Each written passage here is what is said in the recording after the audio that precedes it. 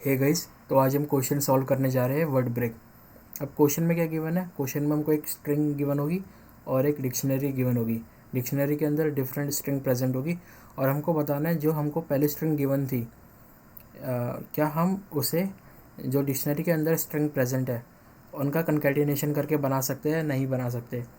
जैसे हमको अगर लीड कोड बनाना है तो डिक्शनरी के अंदर क्या वो वर्ड प्रेजेंट है जिनसे हम लीड कोड बना सकते हैं? तो हाँ, हमारे पास लीड है और कोड भी है, तो हम लीड कोड बना सकते हैं, इसलिए इस केस में ट्रू रिटर्न होगा। दूसरा एग्जांपल है एप्पल पेन एप्पल। तो अगर हमें एप्पल पेन एप्पल बनाना है तो डिक्शनरी में हमारे पास ऐसे वर्ड प्रेजेंट होने चाहिए जिससे हम एप्पल पेन एप्पल बना सके। एप्पल है और पेन भी है, और यहाँ पे फिर आंसर इसका ट्रू दे रखा है। पर अगर आप ध्यान से देखो तो यहाँ पे 2 बार एप्पल का यूज़ हो रखा है और डिक्शनरी में तो एक ही एप्पल है।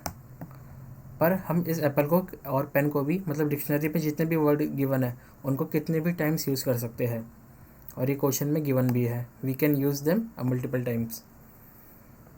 अब जैसे एग्जांपल 3 है कैट्स एंड डॉग। अगर हमको ये बनाना है तो डिक्शनरी में हमारे पास वर्ड प्रेजेंट होने चाहिए जिनका कंकैटिनेशन करके कैट्स एंड डॉग बने, बट ऐसे वर्ड हमारे पास प्रेजेंट नहीं है। क्यों नहीं है? क्योंकि अगर आप ध्यान से देखो ये एंड नहीं एन है, तो हमारे पास कैट्स और कैट्स तो प्रेजेंट है हमारे पास और डॉग भी प्रेजेंट है, पर हमारे पास एन प्रेजेंट ही नहीं है, इसलिए हम आंसर फॉल्स करेंगे।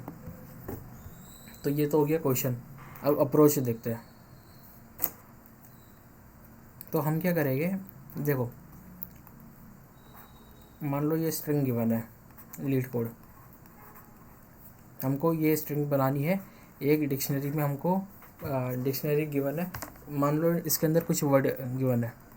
अभी बस मैं एग्जांपल ले रहा हूँ, इसलिए मैंने कोई सा भी वर्ड नहीं ले रखा एग्जांपल के लिए।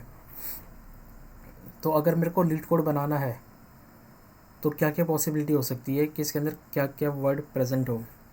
या तो एक सेकंड में कलर दूसरा ले लूँ।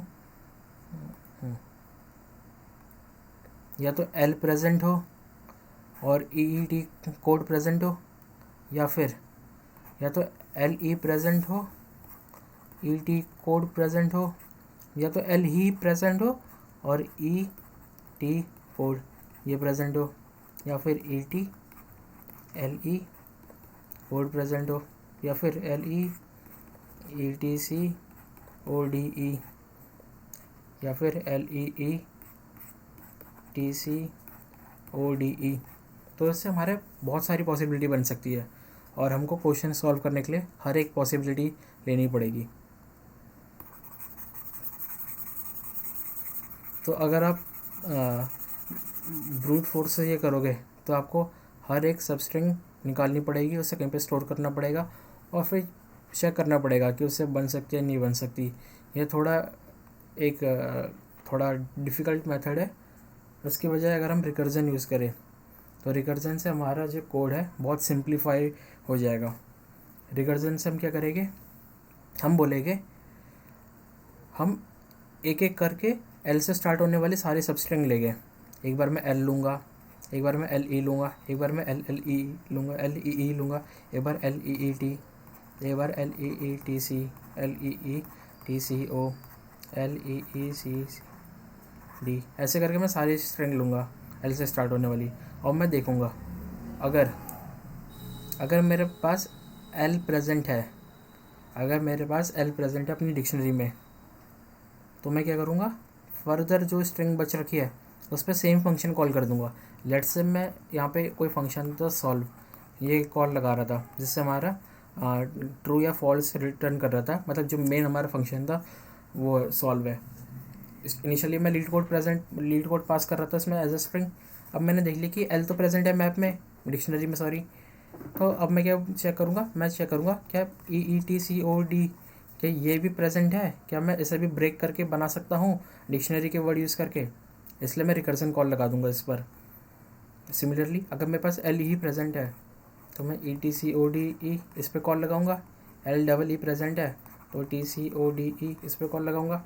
एल ई टी प्रेजेंट है तो सी ओ डी ई इस पर कॉल लगाऊंगा।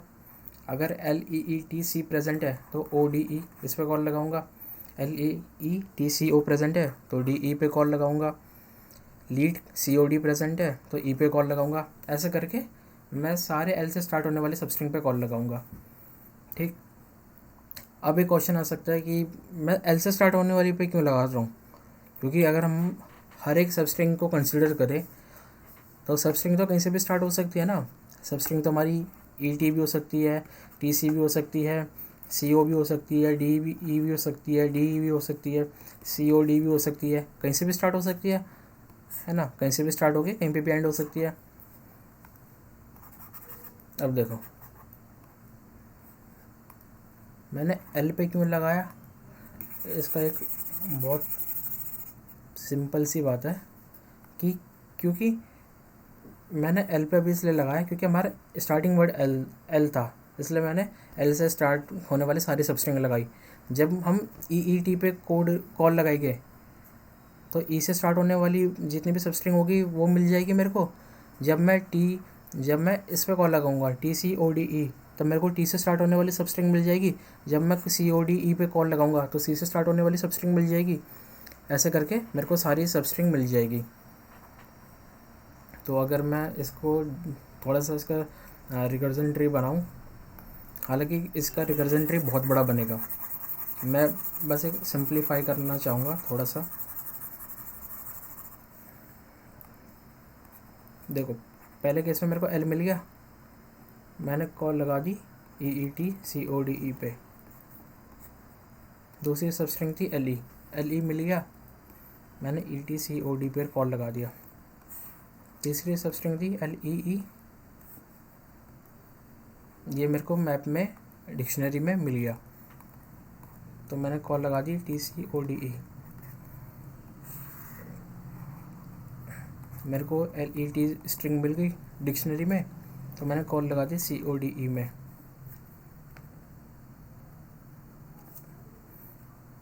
एक और ले लेता हूँ, मेरे को LEETC मिल गया, मैंने कॉल लगा दी ODE पे। ठीक, अब जब मैंने एल मेरे को मिल गया था, अब मैंने EET COD पे कॉल लगाया था, तो एल को तो मैं साइड रख दूंगा, वो मिल रखा मेरे को।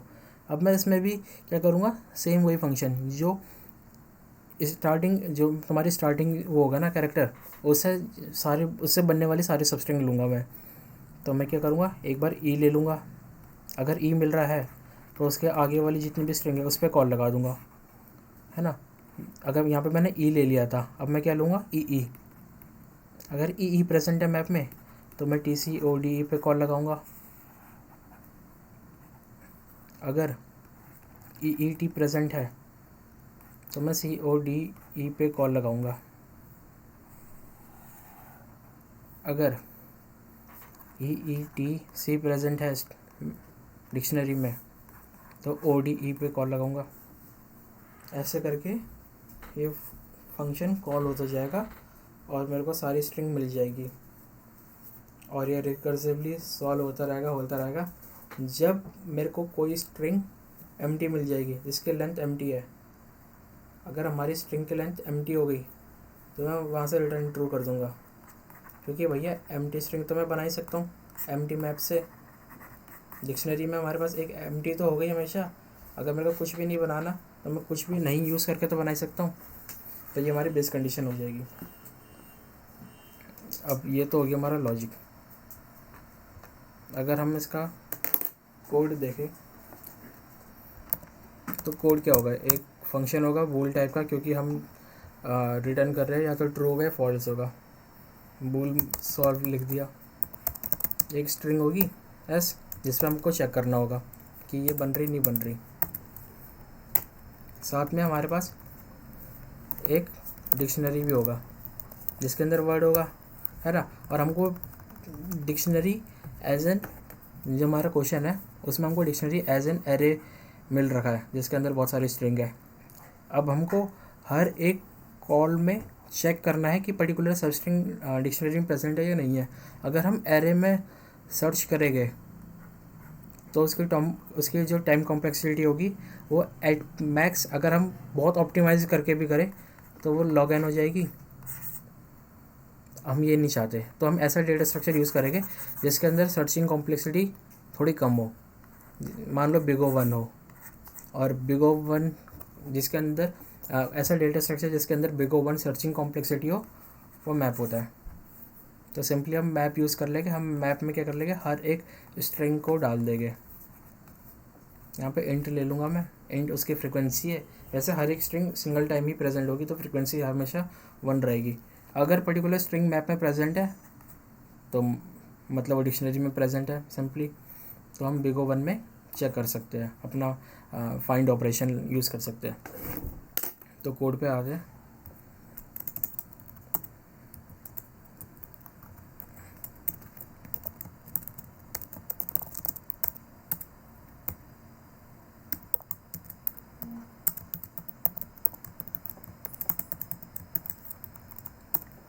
मैंने n ले लिया, s का जो साइज़ है, ठीक, s का मैंने साइज़ ले लिया n। अब मैं क्या करूँगा, अब मान लो जो मैंने ऊपर बोला था वही बात मैं दोबारा बताऊँगा। मेरे पे लीड कोड है ना, लीड कोड मेरी s है। अब मैं पहला वर्ड निकालूंगा इसका, है ना। तो मैं क्या, पहला वर्ड कैसे निकालूँ मैं, s डॉट सब स्ट्रिंग फंक्शन 0 से लेके i तक। मेरे को ये वाला वर्ड मिल गया ना, l। अब मैं चेक करूँगा कि मैप के अंदर प्रेजेंट है या नहीं है। इफ़ mp डॉट फाइंड, क्या ये चीज़ mp डॉट एंड के इक्वल नहीं है, क्या जो अभी हमने सब स्ट्रिंग बनाई 0 इंडेक्स से लेके ith इंडेक्स तक, i इंडेक्स क्यों लिया मैंने, क्योंकि i का लूप हमारा 0 से n तक चलेगा। तो पहले आइट्रेशन में l स्ट्रिंग फॉर्म होगी, फिर le फॉर्म होगा, फिर lee फॉर्म होगा, फिर let फॉर्म होगा। इससे करके हमारे सारे सब स्ट्रिंग जो l से स्टार्ट हो रहे हैं या फिर जो 0th इंडेक्स से स्टार्ट हो रहे हैं वो फॉर्म हो जाएंगे।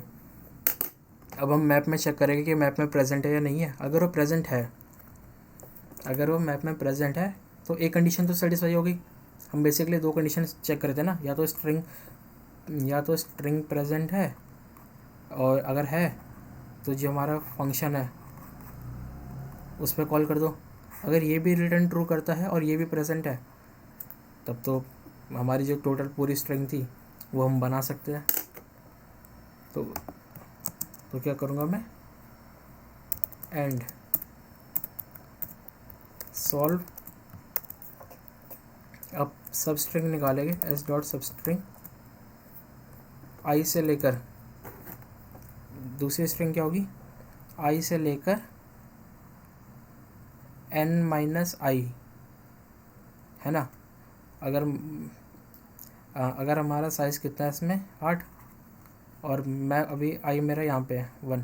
पहली स्ट्रिंग क्या ली, पहली मैंने स्ट्रिंग ली 0 से लेके 1 तक, मतलब 0 से स्टार्ट होगा और जिसकी लेंथ 1 होगी, तो 0 से 0 वाली आ गई, l आ गया मेरे पास।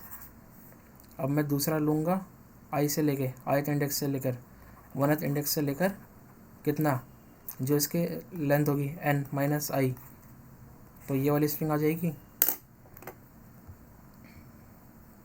n माइनस आई। अगर ये दोनों चीज़ें रिटर्न ट्रू कर दे तो मैं सीधा बोल दूँगा हाँ हमारा क्वेश्चन सॉल्व हो गया, हमारी ये स्ट्रिंग फॉर्म हो रही है। और अगर ऐसा नहीं हो रहा, अगर मैंने सारी सब स्ट्रिंग कंसीडर कर ली, मैंने l भी कंसीडर कर लिया, le भी कर लिया, leet भी कर लिया, lee भी कर लिया, मतलब सारी सब स्ट्रिंग मैंने कंसीडर करके कर लिया, और कहीं से भी ट्रू नहीं आ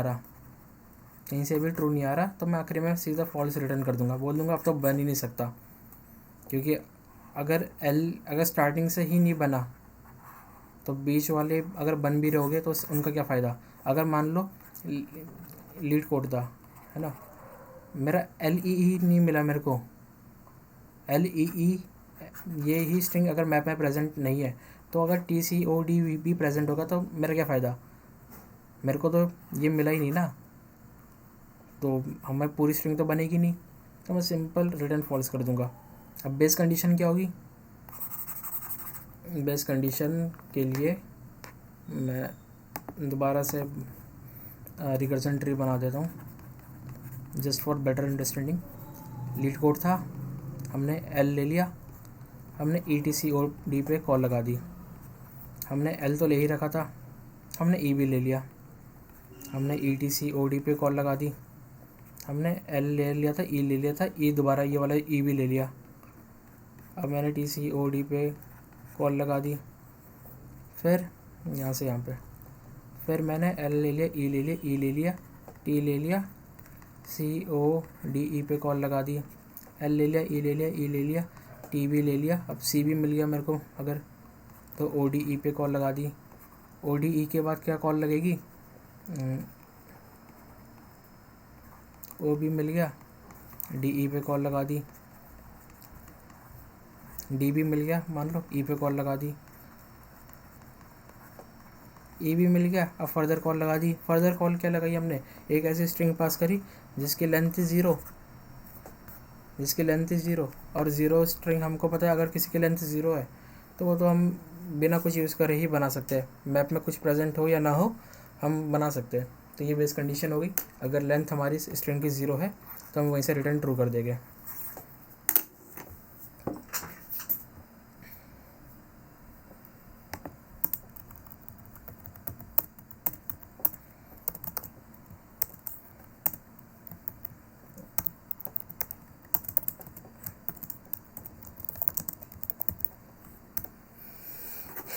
रिटर्न ट्रू हो गया, ठीक। अब यार एक दिक्कत आएगी, तुम ये वाला फंक्शन देख लेना, ये वाला जो फंक्शन है ये वाला तुम देख लेना, क्योंकि जावा और C++ में होता है वो सबस्ट्रिंग फंक्शन थोड़ा अलग अलग काम करता है। जावा में तुम क्या करते हो, तुम दो इंडेक्स पास करते हो सबस्ट्रिंग फॉर्म करने के लिए। जो स्टार्टिंग इंडेक्स होता है, एंडिंग इंडेक्स होता है, उसके बीच की जो स्ट्रिंग होता है वो तुम्हारा सबस्ट्रिंग फॉर्म होता है। पर C++ में ऐसा नहीं होता। C++ में तुम एक स्टार्टिंग इंडेक्स पास करते हो और दूसरा पास करते हो कि वो कितनी लेंथ तक जाएगा। अगर वहाँ पे 4 है, स्टार्टिंग इंडेक्स तुम्हारा 5 भी हो सकता है और उसकी आगे की लेंथ 4 है, तो 5 के बाद 4 और कैरेक्टर गिनेगा, 5 वाला इंडेक्स, 6 वाला, 7 वाला, 8 वाला, ऐसे। तो एक बार तुम अपने लैंग्वेज के अकॉर्डिंग ये कोड देख लेना, ये वाले फंक्शन। बाकी हमारा ये कोड हो चुका है, कोड इतना ही था लॉजिक। अब देखो ये कोड हमने लिख दिया, ये कोड आंसर आपको देगा, 100% देगा, पर ये एक्सेप्ट नहीं होगा। एक्सेप्ट क्यों नहीं होगा, क्योंकि ये इरेज कर लेता हूँ मैं थोड़ा। ये एक्सेप्ट इसलिए नहीं होगा क्योंकि ये आपको TLE देगा। TLE मतलब time limit error. Time limit error क्यों देगा, देखो अब मैं बताता हूँ। जब हमने ये बनाया था रिकर्जन ट्री, अगर हम इसी में थोड़ा ध्यान से देखें, जब हम कॉल लगा रहे हैं, जैसे ये वाली कॉल लगी ETCOD, ये कॉल यहाँ पे भी लग रही है, TCODE, ये कॉल यहाँ पे भी लग रही है। कोड की कॉल यहाँ पे भी लग रही है, कोड की कॉल यहाँ पे भी लग रही है ना। ODE की कॉल यहाँ पे लग रही है, ODE की कॉल यहाँ पे भी लग रही है। तो और अभी तो हमने बस 2 लेवल का बना रखा ही है, 2 लेवल भी नहीं है ढंग से। अगर हम इसे पूरा बनाए तो बहुत सारी कॉल रिपीटेटिव लगेगी, जिससे हमारा TLE आएगा। हम सेम चीज़ को बार बार कंप्यूट करेंगे तो फालतू की टाइम तो लगेगा ही। तो इसे कैसे एलिमिनेट करें,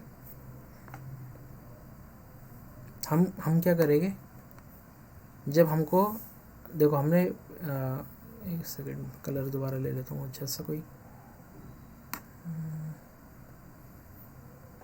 हमारा फंक्शन क्या था, एक फंक्शन था सॉल्व करके, ये एक स्ट्रिंग ले रहा था, उसके बदले में हमको ट्रू या फॉल्स पास कर रहा था। अब अगर सेम स्ट्रिंग बार बार फंक्शन में जा रही है ना, हमने ऊपर देखा कि एक ही स्ट्रिंग बार बार फंक्शन कॉल में जा रही थी, जिससे हमारी रिपीटेटिव कॉल हो रही थी। तो मैं क्या हर एक स्ट्रिंग को कहीं पे स्टोर कर सकता हूँ, जिन पे मैंने कॉल लगा दी वो स्ट्रिंग मैंने स्टोर कर ली, और उनके पे से जो वैल्यू आई उनको भी मैंने स्टोर कर लिया। मान लो मैंने टी कोड पे कॉल लगा दी, यहाँ से ट्रू आया तो मैंने कहीं पे स्टोर कर लिया। अगली बार जब मैं टी कोड पे कॉल लगाऊंगा तो मैं एक बार चेक कर लूँगा क्या टी कोड पे मैंने कॉल लगाई थी या नहीं लगाई थी। अगर लगाई थी तो वहाँ से जो आंसर आ रहा था अभी भी वही आएगा, क्योंकि सेम कॉल ही तो है। अगर सेम पैरामीटर पास करोगे तो सेम ही तो आंसर आएगा। तो हम सिंपली पुराना वाला आंसर जो हमने कंप्यूट करा था वो यूज़ कर लेंगे। यही होता है तुम्हारा डायनेमिक प्रोग्रामिंग।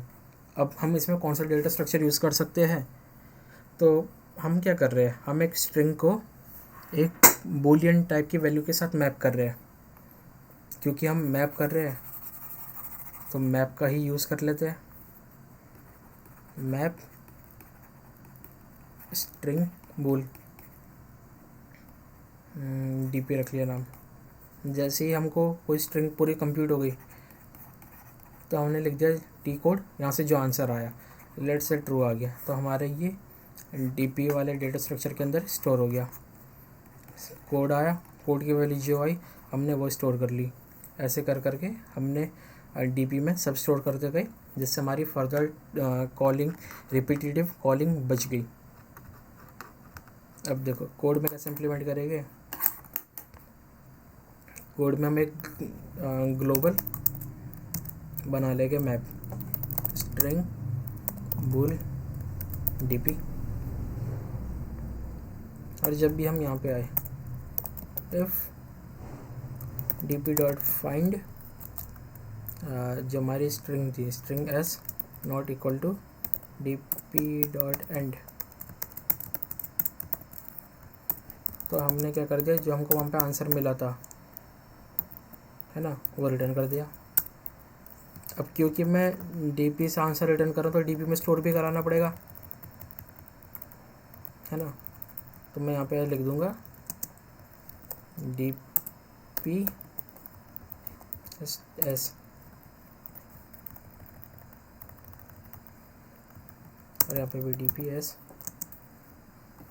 ये मिटा देता हूँ।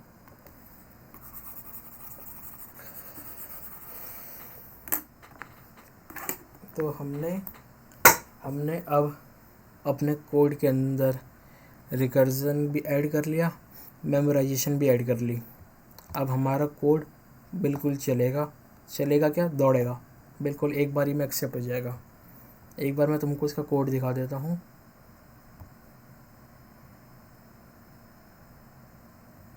ये एक बार ये वाला टाइम लिमिट एरर वाला कोड देख लो। देखो इसमें क्या कर रखा है, सेम मैंने वही चीज़ कर रखी है। एक मैप लिया मैंने, इसके अंदर मैं वर्ड डिक्शनरी के अंदर जितनी भी स्ट्रिंग है वो डाल दूँगा, ठीक। और एक फंक्शन कॉल लगा दिया मैंने, स्ट्रिंग्स जो स्ट्रिंग हमको बनाना था वो डाल दिया, और जो हमारी डिक्शनरी मैप है वो डाल दिया। अगर स्ट्रिंग का साइज़ 0 है तो रिटर्न ट्रू कर दो बेस कंडीशन, वरना मैं हर एक सब स्ट्रिंग फॉर्म कर रहा हूँ स्टार्टिंग इंडेक्स से लेकर, चेक कर रहा हूँ क्या वो मैप में प्रेजेंट है या नहीं है। और अगर वो प्रेजेंट है तो मैं फर्दर चेक कर रहा हूँ उसकी बची हुई स्ट्रिंग पे ये सेम फंक्शन कॉल करके। अगर ये दोनों चीज़ें ट्रू हो रही है तो मैं रिटर्न ट्रू कर दे रहा हूँ, वरना फॉल्स कर दे रहा हूँ। तो ये मेरा कोड था, और इसमें मैंने डीपी यूज़ नहीं करी, मेमोराइजेशन यूज़ नहीं करी, तो टीएलई आ गया था। अब जो एक्सेप्टेड कोड है उसमें बस मैंने 2 लाइन चेंज करी है। एक मैंने ग्लोबल बना लिया डीपी, जो अभी हमने वन नोट में देखा था कि कैसे हमने बनाया था। एक डीपी बनाया, सिंपली चेक करा कि जो अभी हम स्ट्रिंग पे कंप्यूट कर रहे हैं अपना फंक्शन, क्या वो डीपी में प्रेजेंट है या नहीं है। अगर प्रेजेंट है तो डीपी में जो उसकी वैल्यू है स्टोर कराई थी हमने वो रिटर्न कर दो। और अगर ऐसा नहीं है तो जो भी हम रिटर्न कर रहे हैं आइदर ट्रू और फॉल्स, वो हम स्टोर कराते रहेंगे वो वाली स्ट्रिंग जिस पे हम आंसर रिटर्न कर रहे हैं, और जो आंसर रिटर्न कर रहे हैं उन दोनों को मैप करा देंगे। और ये एक्सेप्ट हो गया था कोड। तो वर्ड ब्रेक इतना ही है। अब देखो वर्ड ब्रेक अगर तुमको समझ आ गया, डायनेमिक प्रोग्रामिंग से डीपी से जो हमने करा था, हमने रिकर्जन प्लस मेमोराइजेशन वाली डीपी यूज़ करी। अगर तुमको ये कोड वाला ये वाला तरीके से समझ आ गया तो भैया अब हम लेवल थोड़ा इंक्रीज़ कर देंगे क्वेश्चन का। अब हम क्वेश्चन सॉल्व करेंगे वर्ड ब्रेक 2। अब हम सॉल्व करेंगे वर्ड ब्रेक 2। सेम जो कॉन्सेप्ट हमने अभी यूज़ करा वही यूज़ करेंगे, एक आधी चीज़ चेंज करेंगे और ट्राई करते हैं आपको समझ आ जाए क्वेश्चन। ये मिटा देता हूँ, इसकी ज़रूरत नहीं है कुछ।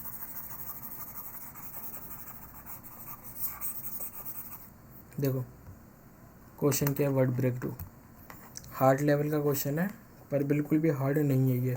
अगर आपको वर्ड ब्रेक समझ आ गया तो ये भी इजी है।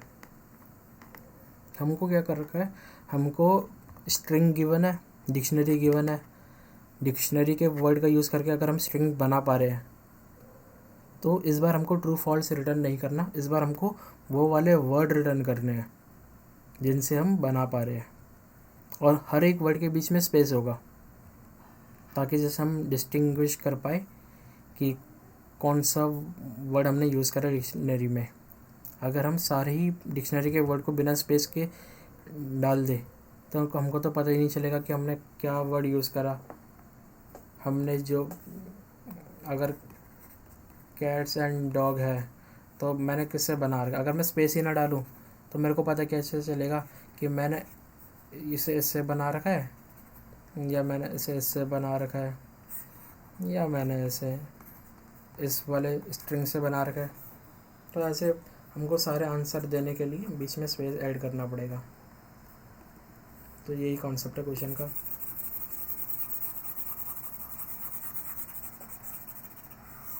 अब देखो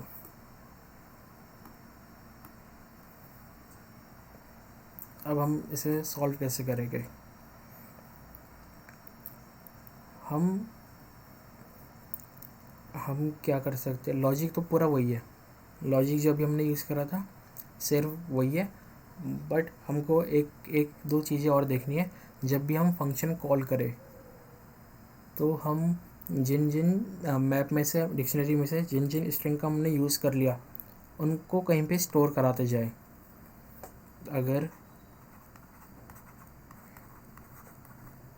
अगर हमने लीड कोड बनाने के लिए एल यूज़ कर लिया, ई यूज़ कर लिया, तो जो फंक्शन हमारी कॉल होगी, फंक्शन कॉल में एक स्ट्रिंग थी, एक मैप था, और एक और कोई डेटा स्ट्रक्चर हो जिसके अंदर ये भी स्टोर होते रहे, एल ई स्टोर हो गया।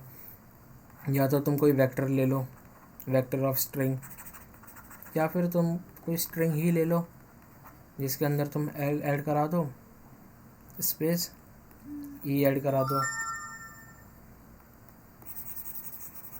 तो मैं सेकंड वाला मेथड यूज़ करूँगा, मैं स्ट्रिंग ऐड कराऊँगा।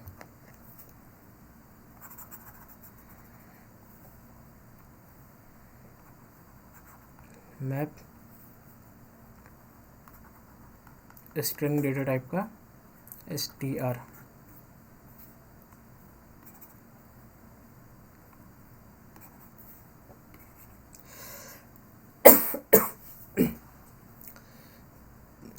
तो अब हम देखेंगे कि अब हम इसे कैसे करते हैं और क्या करते हैं। उसे एक बार हम कोड पर जाए उससे पहले मैं एक चीज़ आपको बता दूं कि जो हमारा पहला वाला कोड था, वो जो हमारा पहले वाला कोड है वो सारी आइटरेशन पर नहीं जा रहा। सारी आइटरेशन पर नहीं जा रहा मतलब जैसे लीड कोड है ना, अगर हम पहले वाले कोड से देखें तो हम सारी कॉम्बिनेशंस पर नहीं जा रहे। हम अगर हमको LE से आंसर मिल गया और ETC OD से आंसर मिल गया, अगर हमको यहाँ से आंसर मिल गया तो हमको आगे हम जा ही नहीं रहे। अगर हमको इससे भी आंसर मिल सकता था, हम यहाँ पे जा ही नहीं रहे। कैसे नहीं जा रहे, ये देखो ना, हमने डायरेक्ट यहीं से रिटर्न ट्रू कर दिया। जैसे हमको हमारी ये कंडीशन ट्रू हो गई, जैसे हमारा कोई एक भी ट्रू हो गया, हमने वहीं से बाहर निकल गए लूप के, हमने बोला चल हो गया काफ़ी, रिटर्न ट्रू कर दे। और जब हमने ये पूरी कंडीशन पूरी सारे जो वो थे हमारे सब स्ट्रिंग, सब पर एग्जीक्यूट कर लिया और किसी से भी आंसर नहीं आया, कहीं से भी ट्रू नहीं मिला, तब हम फॉल्स कर रहे हैं। तो फॉल्स के लिए तो हम सारे केस वो सारे केस हम प्रोसेस कर रहे हैं, पर ट्रू अगर हमको कहीं से भी ट्रू मिल जा रहा है, पहली कंडीशन पर ट्रू मिल गया, तो हम फर्दर कॉल नहीं कर रहे, जो कि एक अच्छी बात है, हमारी टाइम कॉम्प्लेक्सिटी सेव हो रही है। बट जो ये वाला क्वेश्चन है, इसके अंदर आपके पास एक से ज़्यादा स्ट्रिंग प्रेजेंट हो सकती है, एक से ज़्यादा आंसर प्रेजेंट हो सकते हैं।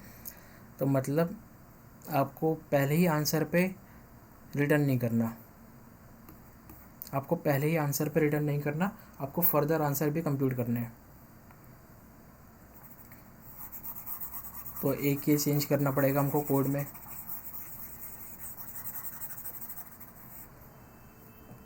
ठीक, तो मैं क्या करूँगा, इसी कोड को यहाँ पे कॉपी कर लूँगा और मैं साथ के साथ चेंजेस करता जाऊँगा, दिखाता जाऊँगा आपको।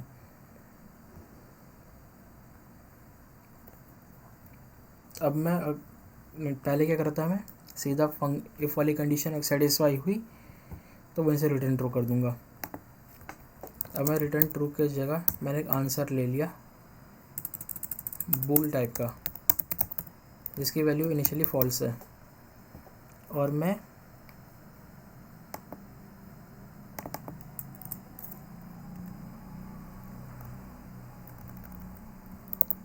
आंसर में डाल रहा हूँ ये चीज़ें।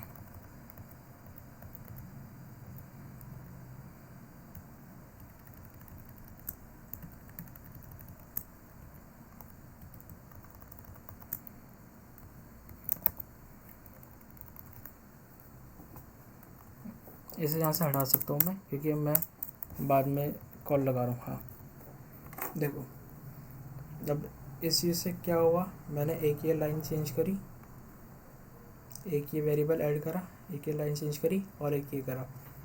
ये 3 कंडीशन ऐड करने से क्या होगा, इनिशियली हमारे आंसर की वैल्यू फॉल्स है, हम सारी सब स्ट्रिंग वाली कंडीशन देखेंगे, कहीं से अगर हमको ट्रू मिला तो हम रिटर्न नहीं करेंगे, हमने वो आंसर में स्टोर करा लिया, बस हमने आंसर में स्टोर करा लिया और हम आगे की कंडीशन भी देखते रहेंगे। और फाइनली हम डीपी वाले जो हमारा आंसर आया, उसे हम एक डीपी मैप में स्टोर कर लेंगे।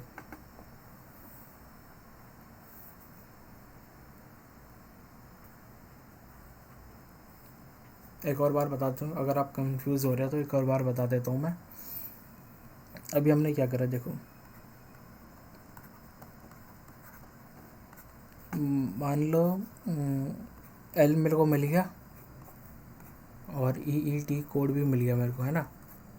यहाँ से मेरे को ये स्ट्रिंग प्रेजेंट थी, इस पर कॉल लगाई, ये भी यहाँ से भी रिटर्न ट्रू मिल गया, ये भी ट्रू हो गया, ये भी ट्रू हो गया, तो आंसर की वैल्यू अभी होगी हमारी ट्रू, पर हमने यहाँ से रिटर्न नहीं करा, हमारी फर्दर कॉल भी जाएगी। अब पहला स्ट्रिंग एल की जगह LE हो जाएगा, और उसमें भी हम चेक करेंगे EETCODE, फिर वहाँ से आंसर की कुछ वैल्यू आएगी। तो ऐसा करके हमारे सारी कंप्यूटेशन, जितने भी कॉम्बिनेशन है, सब कंप्यूट हो जाएंगे। आई होप आपको समझ आ गया होगा।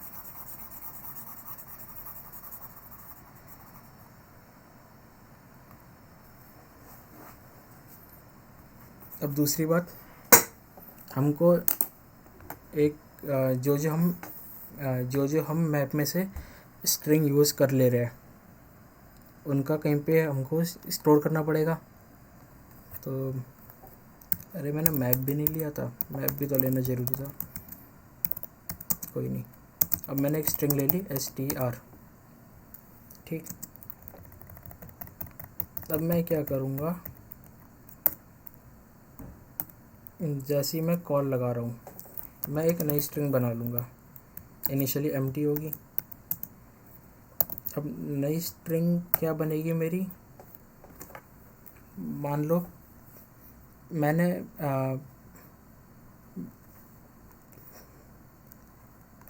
str मेरा एम्प्टी था।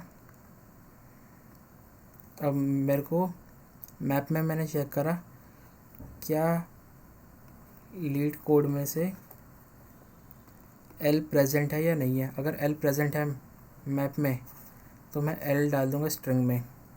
ठीक, तो मैं ऐसे लिख दूँ str plus equal to L. ठीक, एल और एल क्या है हमारा यहाँ पे एस डॉट सब स्ट्रिंग 0 से लेके ith इंडेक्स तक।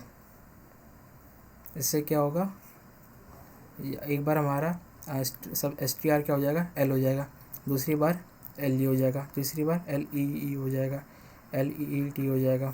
हमको हर बार str को पर खाली करना पड़ेगा, है ना, वरना सेम वैल्यू रिपीट हो जाएगी। अगर हमने पहली बार में एल डाला और दूसरी बार में भी हम एल ई डाल रहे हैं तो एल एल ई हो जाएगा, ये हम चाहते नहीं। तो हम क्या करेंगे, str को दूसरी बार खाली कर देंगे डालने से पहले। अब हर बार खाली करो फिर डालो, इससे बढ़िया तुम एक नया स्ट्रिंग बना लो, जो कि मैंने बना लिया यहाँ पे ns न्यू स्ट्रिंग करके बना लिया। अब मैं इसमें क्या करूँगा, जो मेरे पास str था उसमें एक स्पेस ऐड करा और अभी जो मेरे पास सब स्ट्रिंग आ रहा है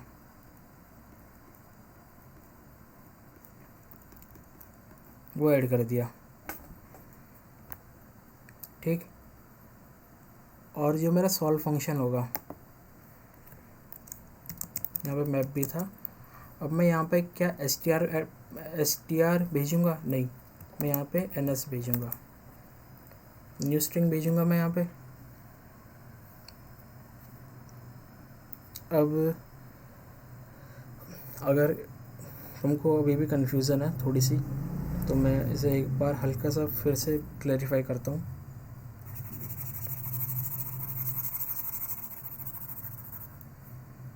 मान लो तुम्हारे पास सब स्ट्रिंग में इस बार एम्प्टी नहीं लिया था मैं, सब स्ट्रिंग में तुम्हारे पास पहले से एल वैल्यू थी, है ना, हमने एल वाली कंपटीशन कर ली थी।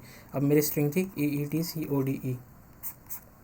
अब मैंने क्या बोला कि एक बार ई वाली स्ट्रिंग फॉर्म होगी सब स्ट्रिंग, एक बार डबल ई, एक बार EET। तो मैं न्यू स्ट्रिंग में str प्लस जो हमारा जो स्ट्रिंग फॉर्म हो रही है हमारी सब स्ट्रिंग, वो पास कर दूंगा 0 से लेकर i तक। और फंक्शन कॉल में ये वाली स्ट्रिंग भेजूंगा, फंक्शन कॉल में ये वाली स्ट्रिंग भेजूंगा।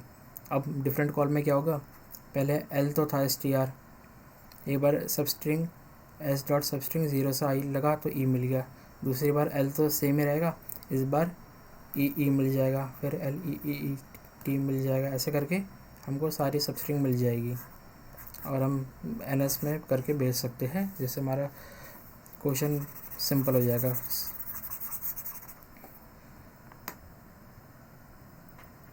तो हमने यहाँ से भी भेज दिया। ठीक, अब बात आती है कि हम स्ट्रिंग को भेज तो रहे हैं, हमको पर जो आंसर देना है, आंसर क्या देना है हमको, एक वेक्टर स्ट्रिंग टाइप का देना है। तो इस वेक्टर में कहीं पे हमको डालना भी पड़ेगा आंसर।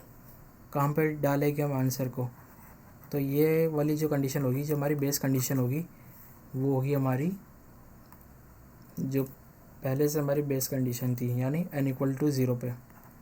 n = 0 पे मैं क्या कर दूँगा, लेट्स से मेरा जो फाइनल आंसर होगा वेक्टर स्ट्रिंग फाइनल आंसर, यहाँ पे fa dot push back str, यहाँ पे ns मत लिखना क्योंकि ns तो यहाँ पे है ही नहीं, ns तो हमने नीचे ही डिफाइन करा था ना। अरे इंट नहीं होगा, इंट कैसे होगा, स्ट्रिंग होगा ये तो।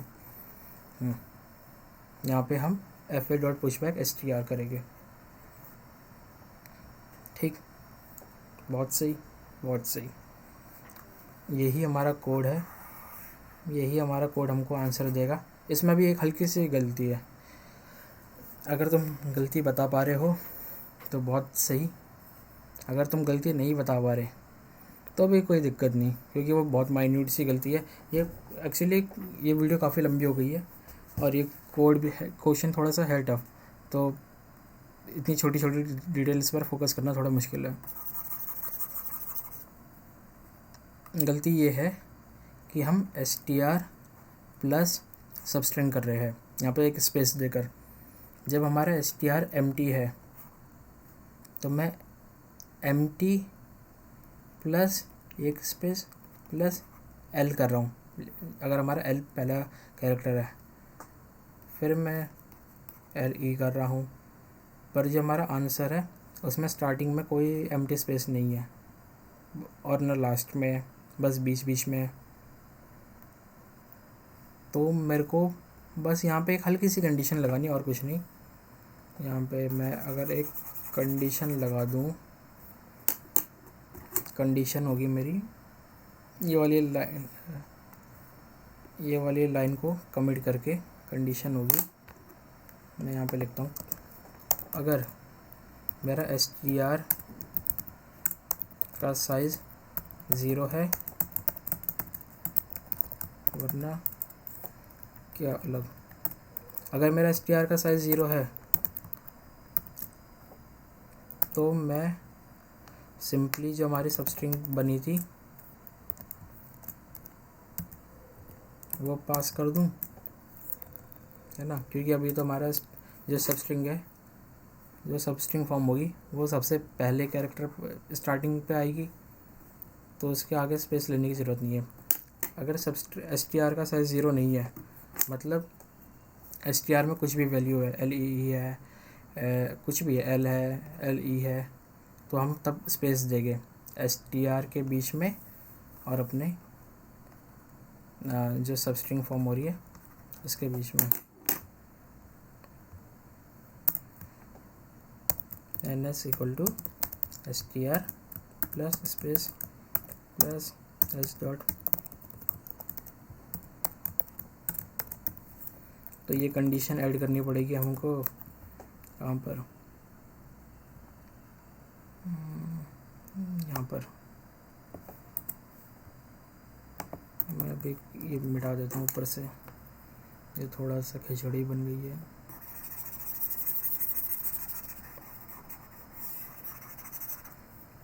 तो ये हो गया हमारा फाइनल कोड।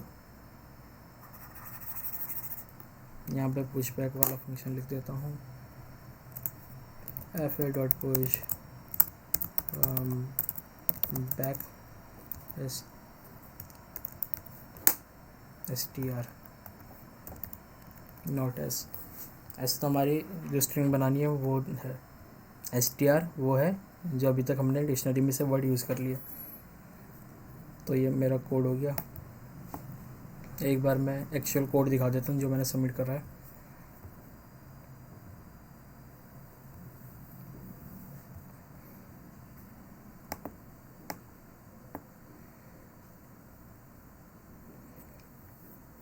एक स्ट्रिंग बनाई हुई, वेक्टर बनाया, इसकी कोई ज़रूरत नहीं है, ये मैंने ऐसे ही बना दिया था।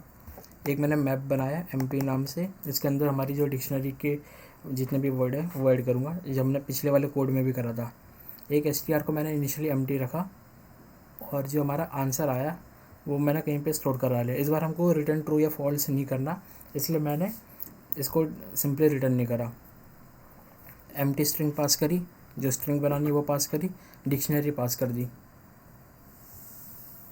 फंक्शन के अंदर क्या होगा, अगर जो हमारा आंसर है वो इनिशियली फॉल्स रहेगा, अगर हमारी n की वैल्यू यानी स्ट्रिंग की जो साइज़ है वो 0 है, तो जो हमारा ग्लोबल आंसर है, ये जो हमारा इस वाले अब हमारे केस में fa था फाइनल आंसर, इसमें मैंने an करके ले रखा है, an के अंदर str ऐड कर दूंगा और वहाँ से रिटर्न ट्रू कर दूंगा।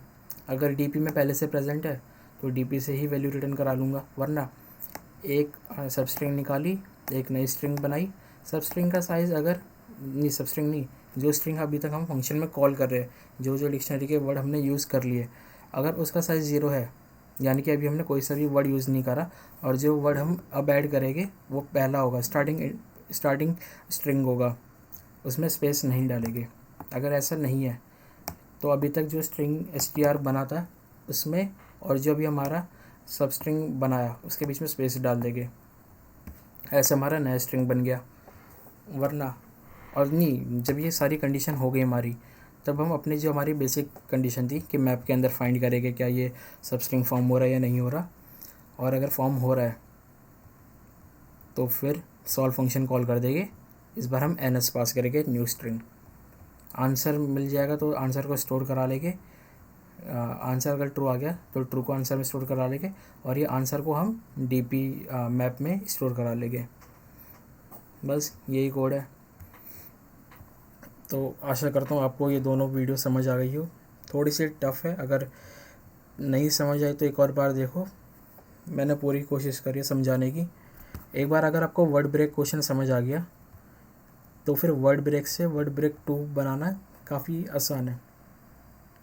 बस ये है कि आप कोड को ना रटो, आप कोड पे आप जब भी कोई क्वेश्चन आता है ना, तो जब आप उसका सॉल्यूशन देखते हैं या फिर कहीं से आप पढ़ रहे हैं, कोई ट्यूटोरियल देख रहे हैं, तो उसके कोड को तुम बिल्कुल ना के बराबर देखो। जो वो अप्रोच बता रहे हो उनको पहले फॉलो करो, खुद से कोड लिखो, नहीं हो रहा तब देखो। ऐसे ही प्रैक्टिस करते रहो। चलो, थैंक यू।